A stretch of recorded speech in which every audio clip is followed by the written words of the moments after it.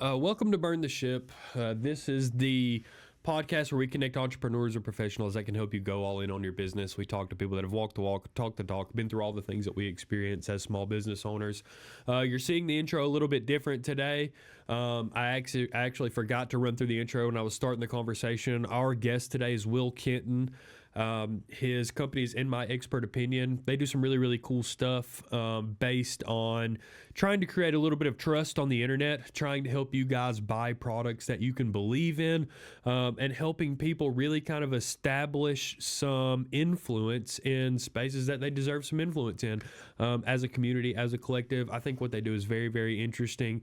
I think from just a psychological, a human behavior perspective, it's really, really cool. So I hope you guys enjoy the episode. Please like, comment, subscribe, and let us know what you want to see next time. Thanks. Yeah, thanks for having me. It's a pleasure to talk to you all. And I apologize if my voice is a little scratchy, if I'm coughing, because there's a virus going around. So I'm Me and you fighting on that. both. Me and you both. I am. I just went and tried to make myself as clear as possible before we started the podcast, but we're filming this on January 5th.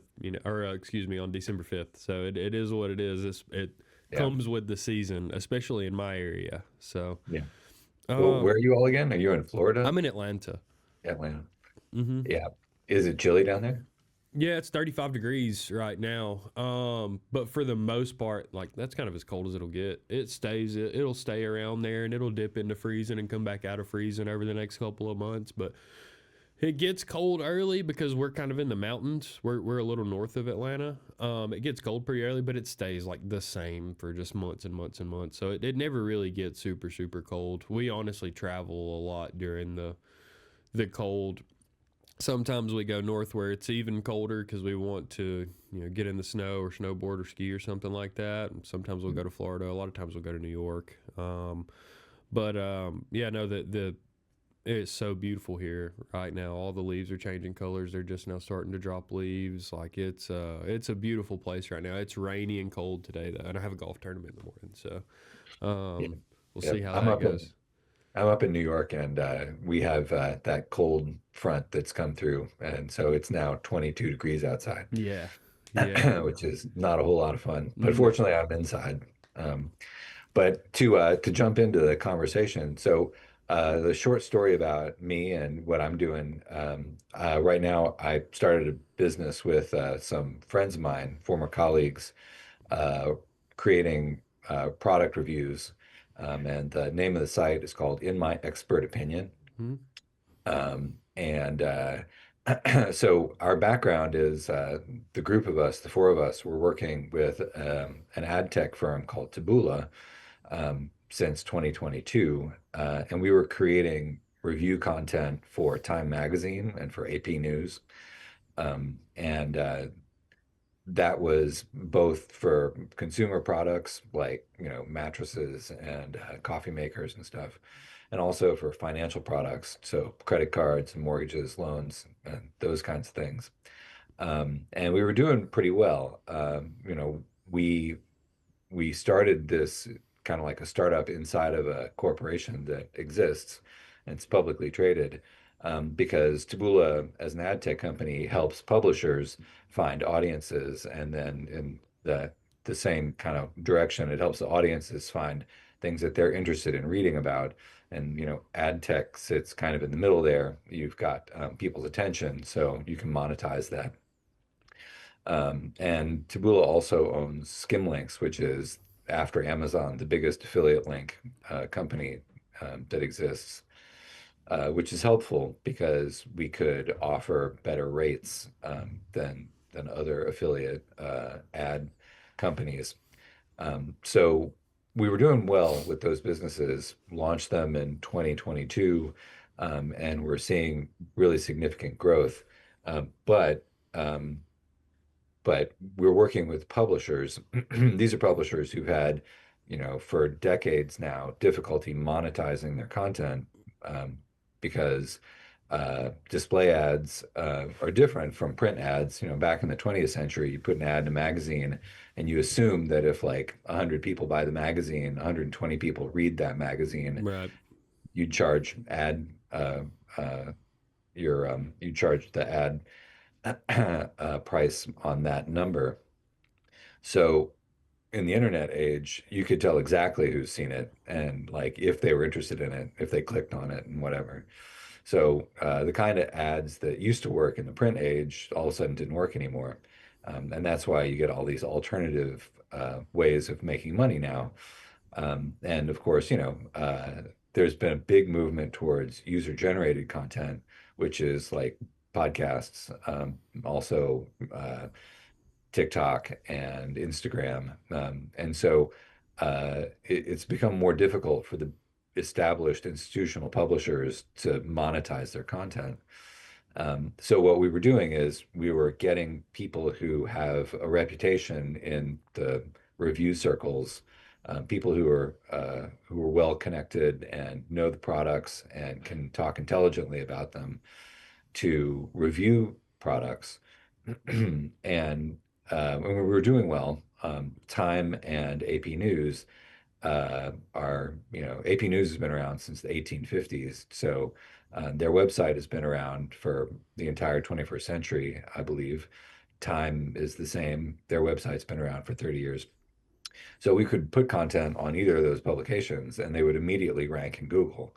And of course, we are using using great content. We were following editorial guidelines from both of the publications. Excuse me. That's all good. And and there was a lot of money. I mean, like it's good product. People are convinced by it. They click through to, buy their toaster or get a credit card, and the publication gets commission on that. So Google came along at the end of 2024 and decided that they didn't like that anymore. So they manually turned off the traffic to our websites, essentially killing that business. And they also they had an update in their algorithm.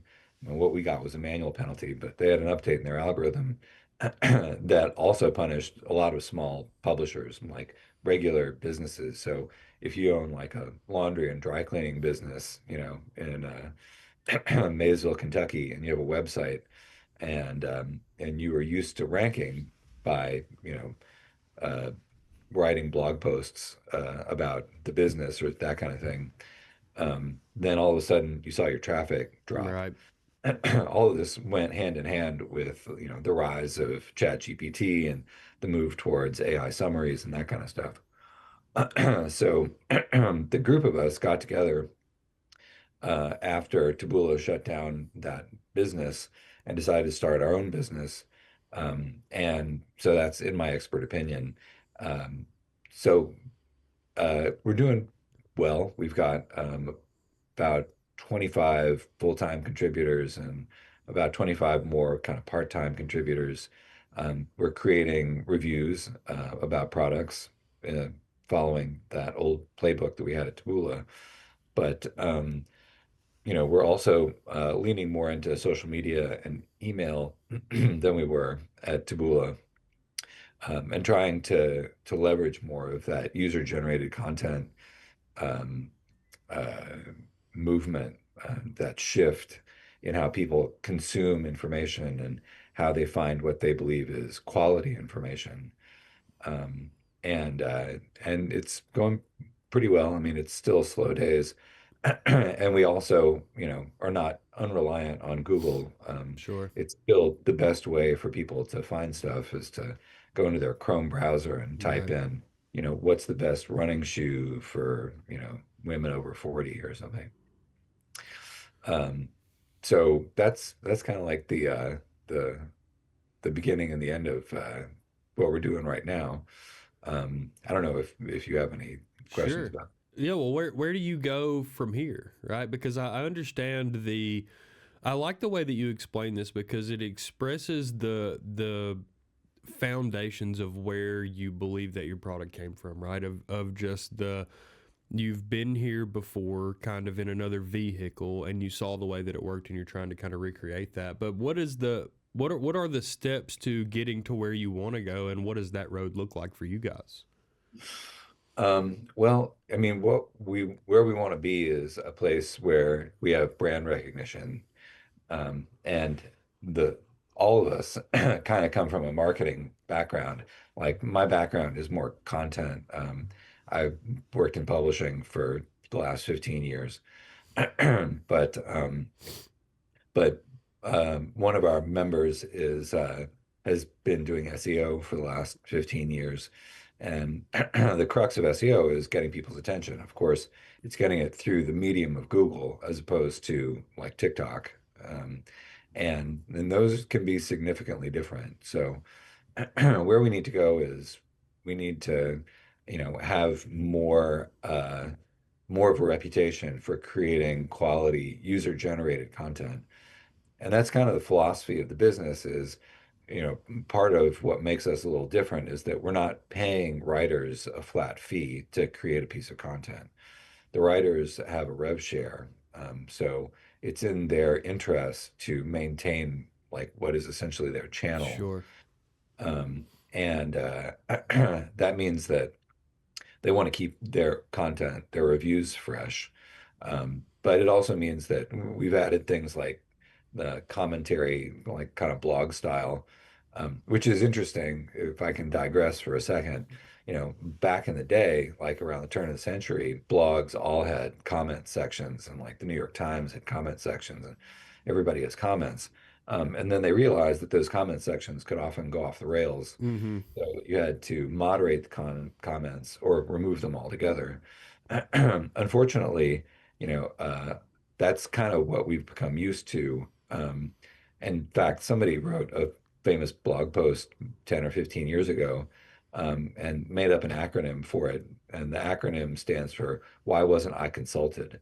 But that's kind of like, how the internet works these days is somebody will say something and it'll be incomplete and probably provocative, and then everybody piles on and like, well, here's my opinion, Mm-hmm.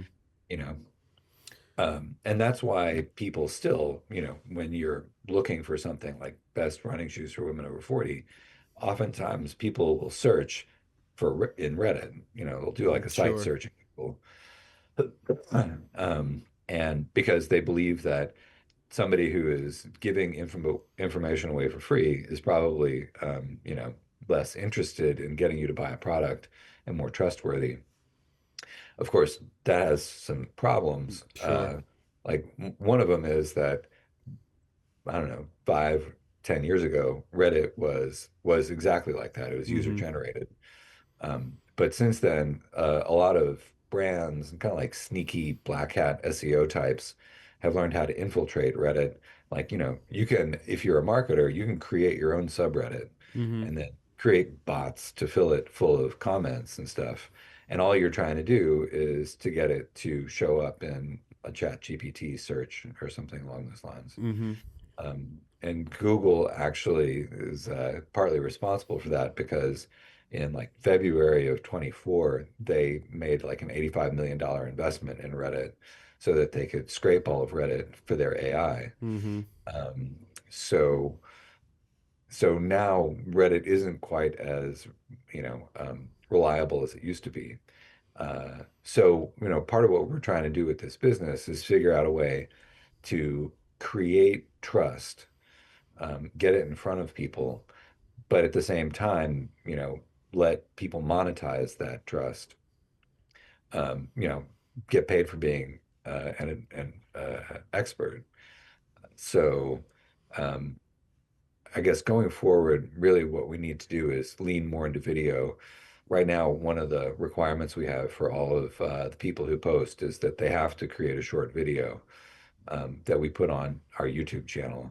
And YouTube is pretty good for that. Uh, Sure. you know, YouTube is still like one of the top destinations on the internet.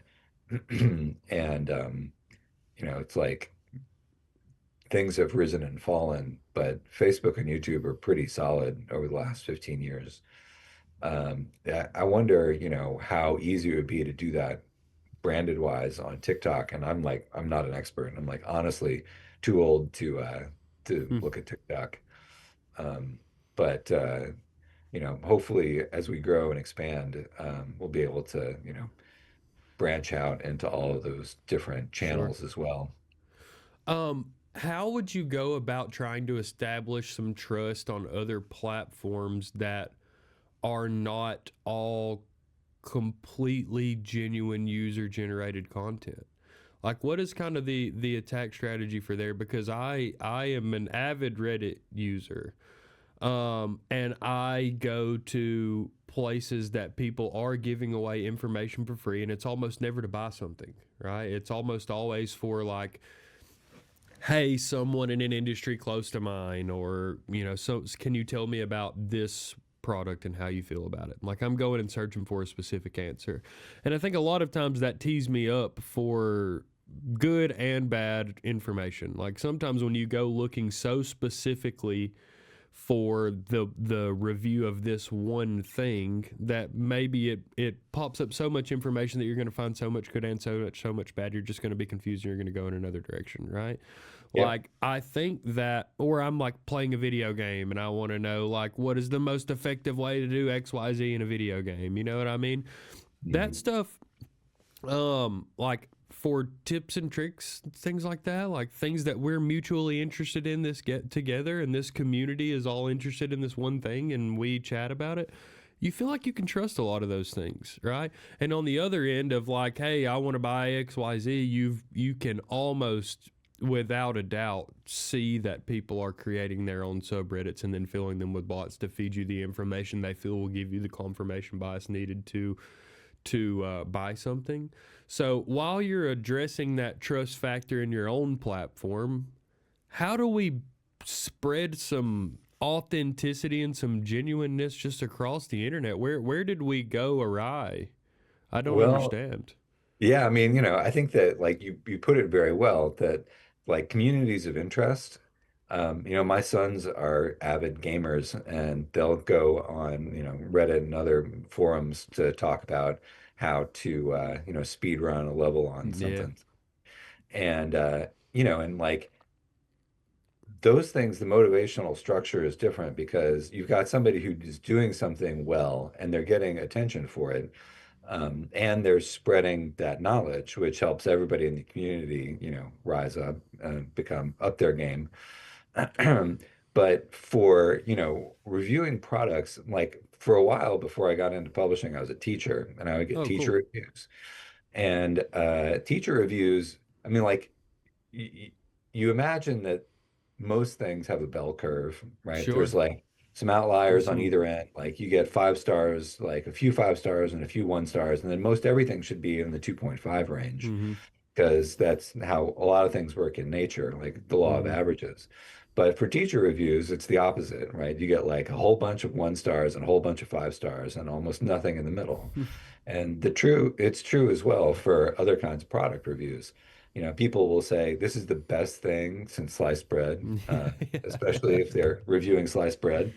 And other people will say, this has destroyed my life, and like, you'd have to be a fool to like it.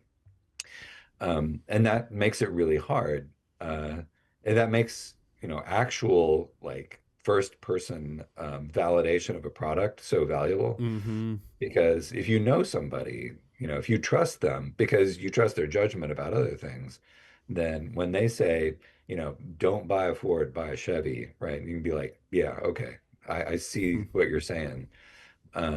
Whereas, when you're looking online, you have to wade through a bunch of like, uh, it's not exactly like, misinformation or disinformation. It's just like uninformed opinions, and and you have and no way. intentionally muddy waters. I think it a lot of times the stance from malicious players in this space is just to intentionally create smoke, you know what I mean? It's Yep. and it's hard to decipher what is what. Yeah, absolutely. No, I mean, and that's unfortunately, yeah, I feel like I'm so like I was never a huge Twitter user, and it's because you can't really say anything like contextual or complex in 140 characters, right? But you can say something that is inflammatory, Mm-hmm. in one way or the other, and then like you get a big pile on. So, that's the incentive structure of that particular platform. And so you would never go there to find out something that's true. You'd go there to get the excitement of like hating or loving, whatever somebody's written. Um, and that's kind of like the trick that we're trying to figure out with this website is, websites are a little different because they're more traditional internet infrastructure. Sure. They're a little slower. People have to sit and like read through it. And you don't get the immediate gratification of like posting a comment on somebody's writing and then Yeah. having a bunch of other people pile onto it. Um, but yeah, I mean, I think that like one thing that is probably going to happen in the next 10 years or so, I'm like, I don't know, it's difficult to Yeah. project in that far into the future, considering that some people are saying that AI is going to like, kill us all in 10 years. Yeah. But I don't believe that personally, but like, that's the way projections are going these days.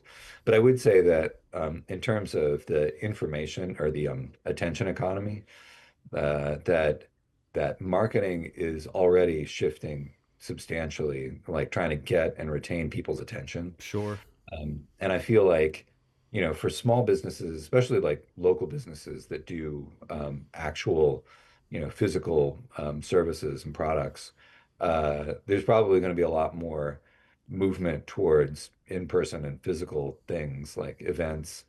In fact, a bunch of publishers like Fortune magazine and other magazines that I've become acquainted with in the world of publishing, that's really like 75% of their business now Sure. are conferences and events and that kind of stuff. So, I have a feeling that for certain kinds of businesses, particularly small businesses, the internet is going to be a way to check back in on people. But if you're really going to reach them, you're going to reach them in person. Um, you Yeah. know, I think that to speak on that point, I think maybe I love the fact that technology has not found a way to eclipse good old fashioned face to face human connection. I believe that that is good for us deep down. I think it matters. I think that have you changed your tune on X or Twitter? Or are you still I mean, I still don't find a lot of like substantive. I mean, honestly, I, uh, I dip into it every month or two just to see what's going on. I'll tell you And this. I think that you would find some incredible contributors there.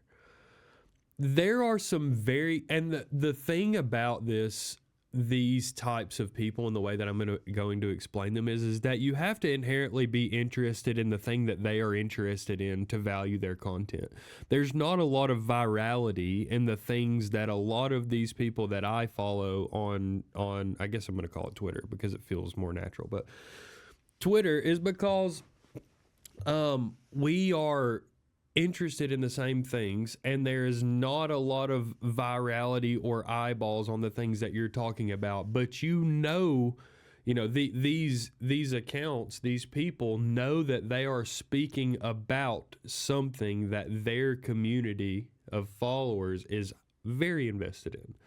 So, like the best example, the two best examples that I can give is I follow one guy who was a PGA Tour reporter, right, for a long time. And then when COVID happened, he just decided I'm going to start making content for myself because I'm going to try to tell the behind the scenes story. I have such a good relationship with all these people on the PGA Tour that I'm going to try to tell the murmurs. I'm going to talk about the rumors, but I'm going to do it in a very ethical way, right? Like I'm not going to be clickbait headline this person's wife. I'm not throwing no stray stuff. We're talking about the golf and the quality of the golf and the course conditions. And so for when you see crazy things and you go to this one page and it's like, I was there. Here's what happened. Here's what the reaction was like. Here's where the wind was. Here was why this shot was unique. Or here's how this course played over the course of a whole week. Or like a big thing is there'll be a headline about a golfer, right? A golfer XYZ, something bad or something good. And then he'll put out a story that's like, the real context to what all of these people are talking about. And there are those people in probably 10 different areas of life that I'm interested in. Like, I follow people that are, minimal in the scheme of things. They may have 10, 15, 20, 30,000 followers on Twitter, but in the scheme of things, they're not super large. But in the wrestling community has some, the golf community has some, the capital and fundraising world has some. So there are some people, and they use threads, right? So your first tweet is that here's all the value I'm going to paint for you in this thread, and then you got to follow them along for 10 or 15 tweets, right? So it's a ton of engagement over me watching you pump out this information to me. And I believe that maybe some of that format and some of their bias to putting out genuine and authentic information probably lends itself well to your platform. I think that the problem that you're solving right now, and the reason I was so interested in talking to you, and the listeners have heard me say this before, the shortage that we are experiencing is a shortage in genuine human interaction and authenticity. That's what I feel like we're missing, whether it's face to face or on the internet. My age group, my generation is taking leadership positions in the workplace. Like, I'm about to be 30. We are now, my generation is grabbing some leadership positions in the workplace and all over in every industry. And I think that what happens is we grew up in the internet age where the internet didn't really have repercussions. There wasn't every single thing you put on the internet you can get canceled for and you can get in trouble for, and there are repercussions and you have to rectify your actions. That's why my generation is getting in trouble for stuff we tweeted 10 years ago when we didn't know better, right? So I think what the real famine is a place where people can be genuine and authentic and entertaining and say things that they feel like is in a safe environment. And additionally, they bring some value, and then people give value to them, right? Like, I think that, and I've never been this guy. I've never been so active in a subreddit where I get a top contributor badge, or in a Facebook group where I'm all-star member of this Facebook group, right? But I am an all-star consumer of a lot of those things because I love to agonize over decisions. I just bought this Garmin watch, right? Because I'm going to climb a mountain. Probably spent 40 hours Googling smartwatches, right? And I knew that all I needed was a compass. I really just wanted a compass. You know what I mean? But I spent hours and hours of how long does the battery last? What do other people say about it? So, like, I consume a lot of that stuff, and I find what to be so interesting is there's just really not an area where you can trust in the authenticness of the things that people are talking about. I would have to go to a group on Facebook or on Twitter or on wherever to find people that are interested in climbing mountains and find out what watches they buy. Just out of curiosity, what was your process? Did you start with a Google search or? I didn't actually. I started with YouTube. And the reason I started with YouTube is because I know for a fact people get paid for selling stuff on YouTube, right? I know for a fact that people get paid for telling you that this is the goods about this product on YouTube. And then I write down those highlights. Right, here's all the muscles that we're flexing in these chapters of a YouTube video. And then I go and search specifically for people that hate that one thing about that one item. Right? So if you're Garmin and you're willing to tell me how good the battery life is on this watch and that it lasts 11 days and whatnot, I am going to then Google this Garmin watch's battery life. And if the first thing that comes up is a Reddit thread of people hating how fast it dies, I'm going to move on, right? So there's checks and balances for me too, right? It's like I kind of have to figure out what you're going to hang your hat on, and then I have to figure out if there are people out there that I feel like are inclined to agree with you or disagree. Because I don't know why it is that people will yell so much louder for something negative than they will something positive, but again, I don't even know if I believe a lot of that stuff anymore. It's like, hey, is this the Apple Watch robots in here telling me how bad the Garmin battery is? I don't know. Maybe maybe that's a real possibility. So that's Yeah. why I think what you guys do is so interesting. Is that you're fighting a battle, and the underlying issue is the landscape of the information age. You know what I mean? That's really the Mhm. issue. And you're trying to fight it on a consumer level, and I love it, and I would love to help. I think it's really, really cool. Yeah, yeah. Well, I mean, it's a really interesting question, because you establishing trust is important at the same time when you have a personality, when you have like a persona Mm-hmm. online, and that persona you're monetizing it, right? People sometimes feel like an anonymous contributor who's not afraid to like, tell the whole truth is more trustworthy. Of course, the problem with the information age, and this is going to be a broad statement, so I apologize beforehand. But part of the problem with the information age is just scale, right? And like you can whip up, especially now with AI, you can whip up 500 false personas, right? And you can intentionally make them take both sides of an argument, as Mm-hmm. you said, just to fill Just to the stir the perspective with pot. smoke. Yeah, Yeah. exactly. And that's literally all it is. Like speaking of X, uh, one of the groups that I do enjoy following a bit is the AI folks, like on Mm-hmm. both sides. The Grok. Both, yeah, the ones who are like the utopians or like there's going to be no more work in 5 years and we'll all be rich. And then I'm not exactly the doomers. I actually put them kind of in the same bucket. And then like the skeptics who say, you know, large language models are not the be all end all Mm-hmm. of intelligence.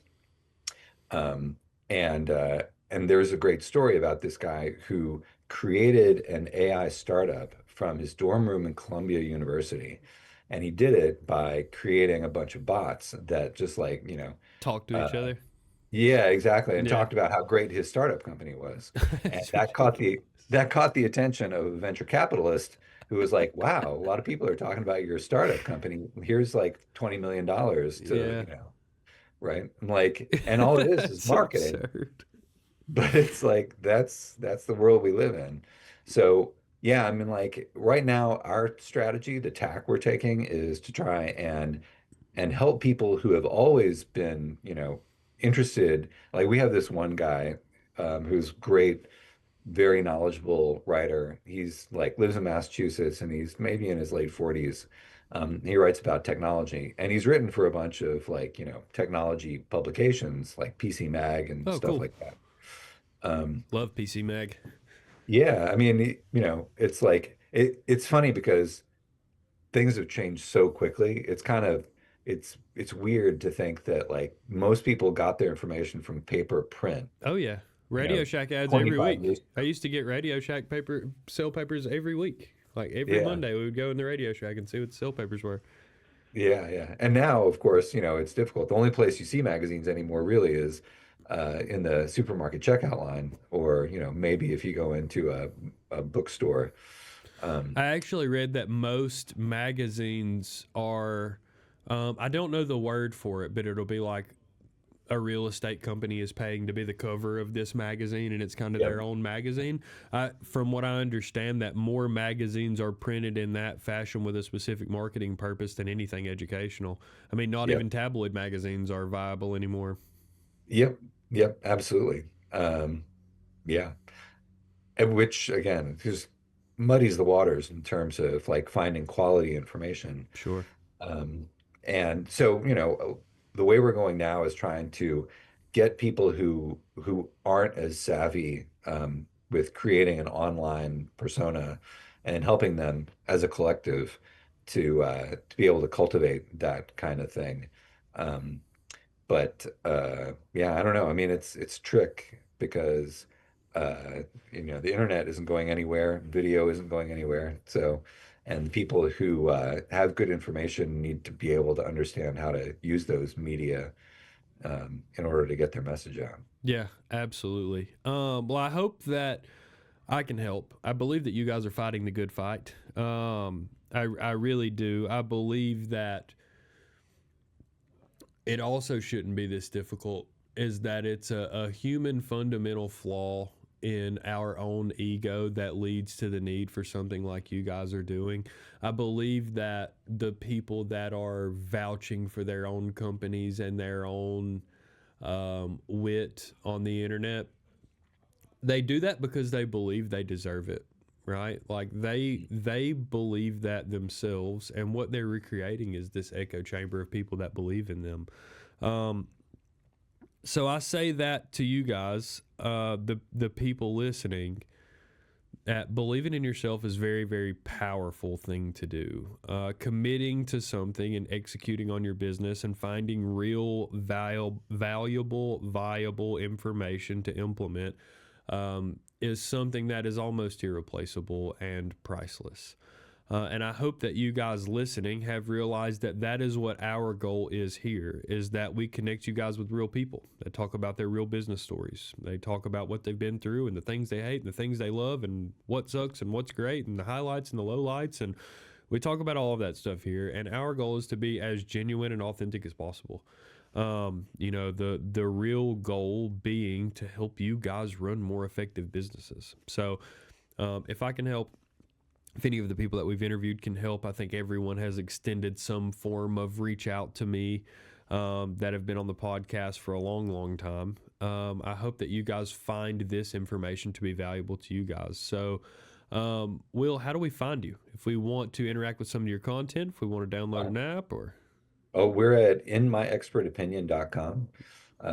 You can put that right into the URL window on your browser, or you can search in my expert opinion reviews, and we should come up on the first page of Google.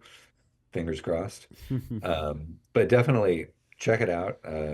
See, we've reviewed almost 300 products so far in the last 4 months. So yeah, something for everybody. It's worth a look. Thank you very much again for your time. I think that what you guys are doing is very interesting. I think that you have a lot of data to take in. You really have to have a good understanding of a consumer, and you have to have a good understanding of businesses and the behavior that you're seeing around you. There's a very psychological play to all of this. So, I wish you the best. If I can help you with any introductions, or I can connect you with people that you're looking for, please feel free to lean on me. And for you guys listening, I encourage you to find a genuine source of information about something that you're interested in if you're interested in being an entrepreneur. I hope that 750 episodes, some odd 750 episodes in, we've shown you that if you go ask, people are willing to disseminate information and help you. It is very interesting what you do when you begin to build your own network of people that are aligned with some of the same things and the same challenges, and they want to help each other. So hope I can be some of that for you guys. And until next time, burn the ship.